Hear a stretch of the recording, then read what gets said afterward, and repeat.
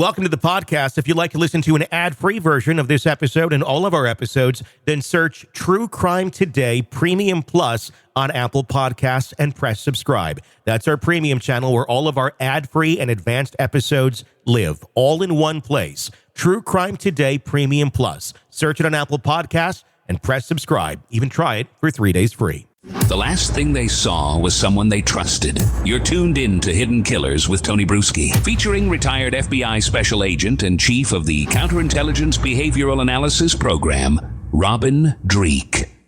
2025 is going to be a year filled with a lot of very interesting trials. One of them, which I think is going to be very interesting. We know where this is going to end, so that's the spoiler. But how we get there, I guess, is half the journey.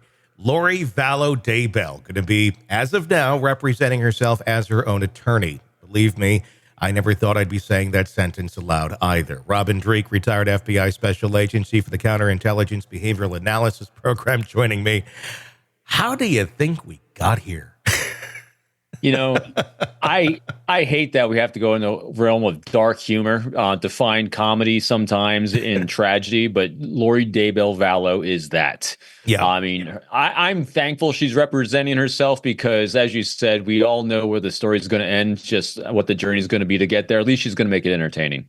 We're going to see a lot of horrendous things, as we saw during the first trial, obviously, and it's going to be tragic. It's going to be heart-wrenching, but watching her in her psychoses trying to defend herself, I think is going to be the real show here. Yes. I mean, and it's kind of, I guess I'd say barbaric in a sort of way, but it's how our system works. I guess if someone wants to sign up and go into this chamber, you'd hope there'd be more safeguards to say, this really shouldn't be happening. We're just kind of poking at a rabid animal here right now. But the bar for competency, I don't know, maybe should be higher. You would think. Well, it'll be really interesting because a lot of people think they can defend themselves, you know, and media makes it that way too in movies. I mean, so my wife and I, one of the shows we watched on Paramount Plus was Tulsa King, you know, and in Tulsa King, Sylvester Stallone playing the mobster defends himself in court, and he makes it look like you can do this. And, you know, when you watch things on TV, you think you can do this. But we saw a really great example of someone trying to represent themselves, and it was a total goat rope, and that was the suitcase murderer. Mm-hmm. You know, she tried to defend herself, and you can't. I mean, lawyers, there's a reason why lawyers go through so many years of school, so much years of practice, going through the bar exam. And whether you like lawyers or not, doesn't matter. I mean, there's a lot of skills there and a lot of reps, as we talk about, to get to the level you need to be to articulate the law, to know how to put it before a jury, to know how to behave in court, to know how to there's just a lot of knowledge.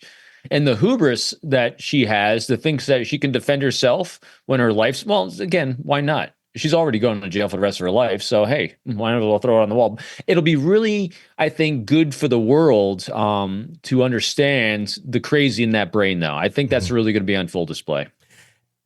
Does the world need to know the crazy in that brain? I guess. I think us and our audience do. I mean, yeah. It's really. I think so. Anytime I can sit and gain more data points that we can then reference for other cases, you know, that's sure. Just more. It's just more reps that we get, and I think we're going to see a lot of reps when we look at that crazy. I guess. I mean, can you find? I mean, because yes, to look at reps, to look at, you know, crazy more and more, it kind of helps you, you know, piece it together and see it more from the crazy perspective, which is a difficult thing to do because everybody's crazy is a little bit different. With Lori Vallow, do you find consistency in her crazy, or do you find it to be all over the board? Like, meaning when you do look at it and you examine her behavior, is there any other person that those data points are going to benefit you, or is she just too, you know, it's just where the paint falls, it falls when you splatter it on the wall.